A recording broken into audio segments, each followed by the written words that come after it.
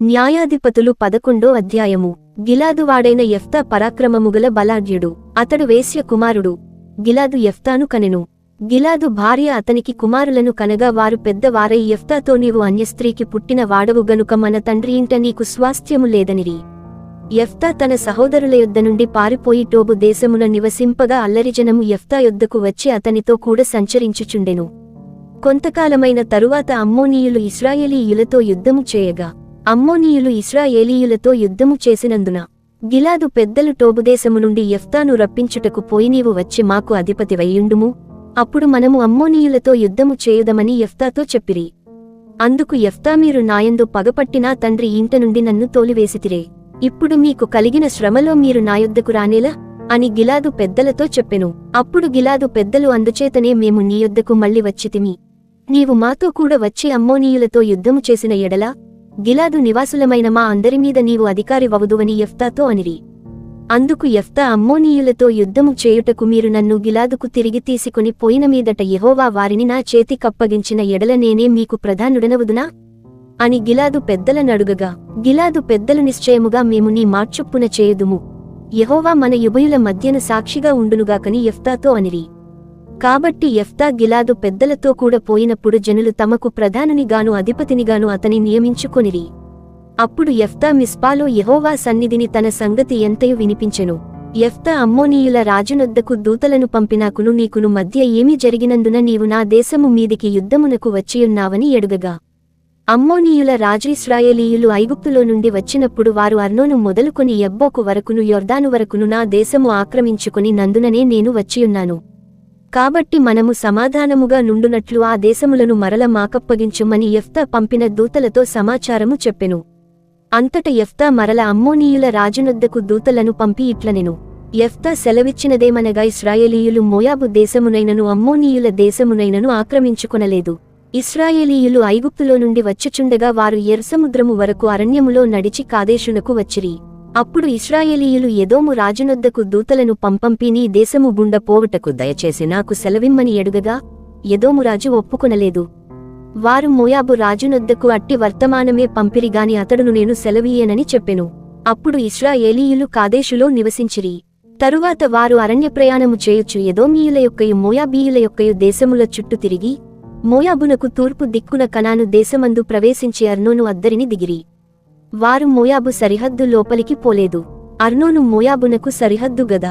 మరియు ఇశ్రాయేలీయులు అమోరీయుల రాజైన సీహోనను హెష్బోను రాజునొద్దకు దూతలను పంపినీ దేశము గుండమా స్థలమునకు మేము పోవునట్లు దయచేసి సెలవిమ్మని అతని యొద్ద మనవి చేయగా సీహోను ఇశ్రాయేలీయులను నమ్మక తన దేశములో బడి వెళ్లనీయక తన జనులనందరిని సమకూర్చుకుని యాహసులో దిగి ఇశ్రాయేలీయులతో యుద్ధము చేసెను.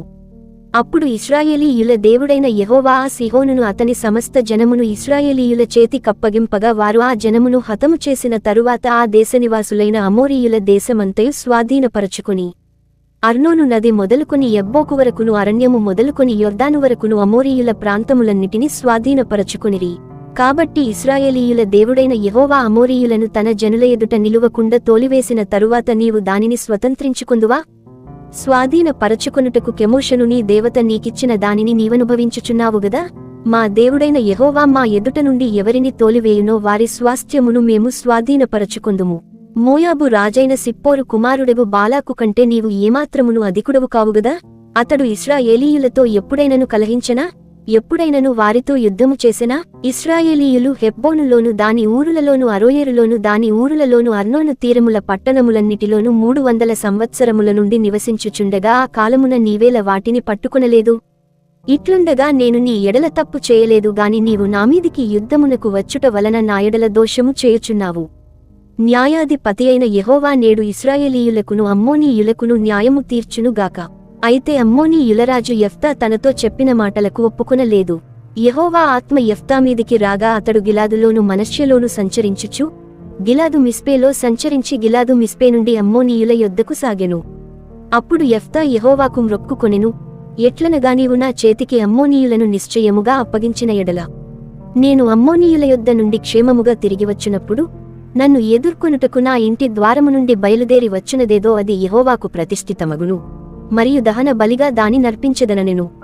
అప్పుడు యెఫ్తా అమ్మోనీయులతో యుద్ధము చేయుటకు వారి యొద్దకు సాగిపోయినప్పుడు యెహోవా అతని చేతికి వారినప్పగించెను గనుక అతడు వారిని అనగా అరోయేరు మొదలుకొని మిన్నీతుకు వచ్చువరకు ఆబేల్కెరామీము వరకును 20 పట్టణముల వారిని నిశ్శేషముగా హతము చేసెను.